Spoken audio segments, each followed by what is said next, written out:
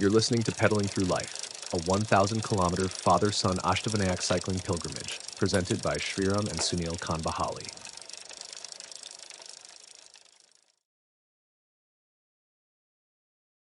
Father-son cycling pilgrimage, Ashtavinayak Yatra, Day 8, journey back home.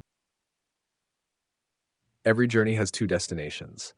Every journey, I've realized, has two destinations, the one on the map and the one within. After 7 unforgettable days of riding through faith, fatigue, laughter, and lessons, our 8th morning dawned not with the thrill of reaching somewhere new, but with the quiet joy of returning home. Pali still slept under the soft blanket of pre-dawn silence when we woke, even before the alarm. The air was cool, still, and fragrant with the night's calm. The faint moonlight spilled gently across the narrow village lanes. It was time to say goodbye, not to the road, but to a chapter of life that had changed us forever. Moonlight and morning petals. We set off beneath that fading moon, its silver glow guiding our way, our petals creating a soft rhythm that echoed through the empty streets. The road to Nagothane wound through forest patches, where the hum of cicadas and the distant ringing of temple bells became our music. It was one of those rare rides when neither words nor speed mattered. Only the moment did. Then, from the shadows, another cyclist appeared, a villager, humble and cheerful, riding an old, squeaky bicycle. Without hesitation, he joined us. He spoke of his morning routine, his fields, and the nearby river. His presence felt familiar, as if he had always been part of our journey. Sometimes companions arrive not by coincidence, but by grace. Tea, kindness, and the 7 a.m. train. As dawn brushed gold across the horizon, we stopped at a tiny roadside tea stall. The shopkeeper, Mr. Nilesh Bhopi, curious about our cycling pilgrimage, refused to accept any payment. "This is my offering for your yatra," he said, joining his hands with a smile. That single cup of tea, humble, steaming, filled with kindness, tasted like pure blessing. From there, we pedaled swiftly toward Nagothane station and caught the 7 a.m. train. Our bicycles rested safely in the luggage compartment, swaying gently as the train began to move. Outside the window, the rising sun lit up rivers, forests, and farmlands. Watching it, I felt something shift inside. The same sun that had witnessed our first pedal stroke now watched us ride home. Through the hills of Kasara Ghat.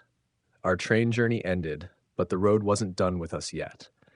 At Kasara, we unloaded the bicycles and decided to ride through the legendary Kasara Ghat, one final test of endurance before home.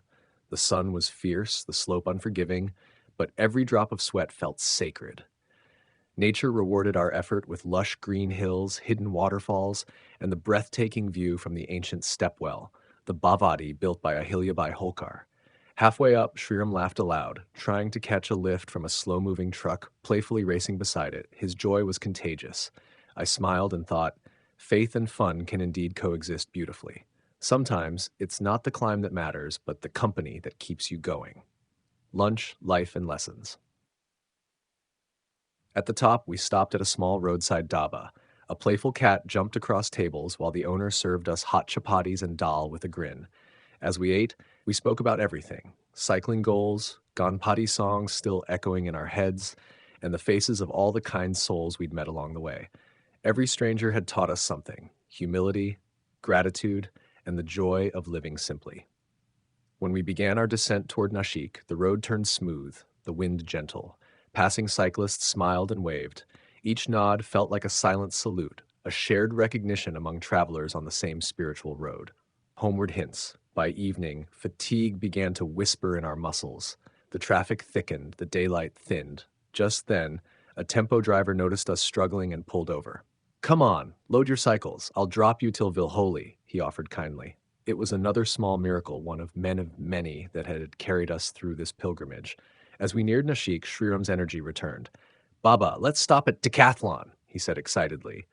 The same store where his beloved Triben RC100 had first caught his eye. His fascination hadn't faded one bit. I smiled. Dreams, I thought, don't end with journeys. They often begin there. The final stretch.